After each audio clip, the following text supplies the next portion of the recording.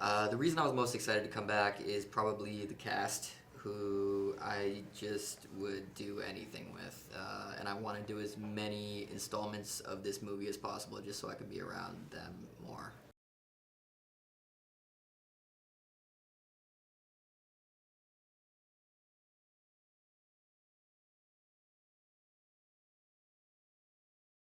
My answer is pretty similar. I admired all of these actors, and being offered the opportunity to go shoot a film in London and China with all of these people I respect so much, and I was a fan of the first one. I thought it was really fun, so it was a no-brainer.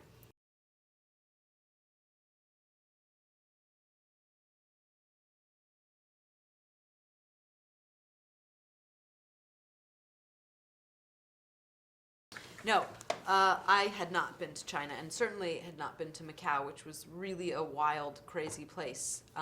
It's like Las Vegas, a lot like Las Vegas, but surrounded by Portuguese villages in China. So it's unlike any place that I had ever been before. It was fascinating, but it was also the very end of our shoot, so we all knew each other really well, and I think to experience a place as strange as that with people that you grew to really like so much, it was special.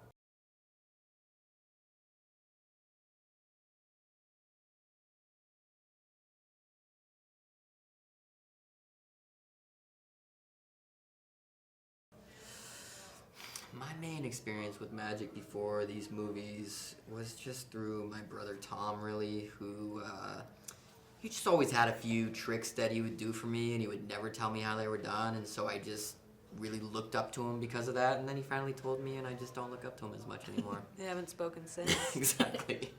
Yeah, my father used to do really, really basic magic tricks that would blow my mind. Not just like the thumb pull-off one, but he would put a cork in a bottle, and he could get it out with a napkin. Really? Yeah, Impressive. magic. Yeah.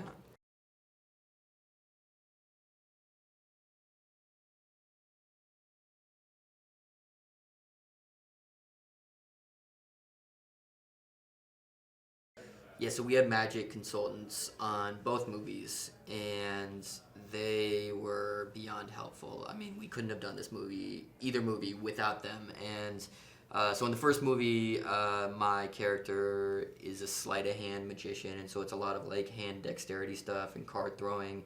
And in this movie, it's a lot of the same, but I wanted to just, do something new, and so I learned just different ways to throw the card. In terms of as opposed to just the normal way to throw it, I can now kind of flick it where it spins at you, and I can flick the card in the air and catch it in my mouth. So just like little things that will essentially be on the screen for a second or two, but I think it adds credibility to my character. Like, I'm still growing as a magician.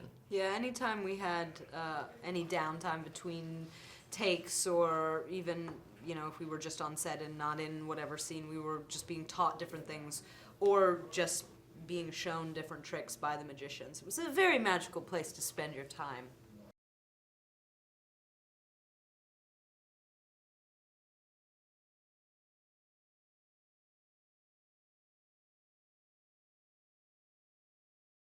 Lula is new to the Horsemen. She's been a fan of theirs for a while, has been following their careers, and when she's first introduced, there's an element of having to prove herself to them, and she does that and then is eventually accepted into the group. But her specialty is called geek magic, which is like gross out, bloody, shocking stuff. And at the end of the first film, my character fakes his own death. So as far as the world knows, my character is dead. And so we start with the second movie, and we're all in hiding. And even though we're going to do this comeback performance, the rest of them want to use me as they want to take advantage of the fact that no one thinks I'm still alive, so they can kind of use me behind the scenes to sneak around and do whatever needs to be done.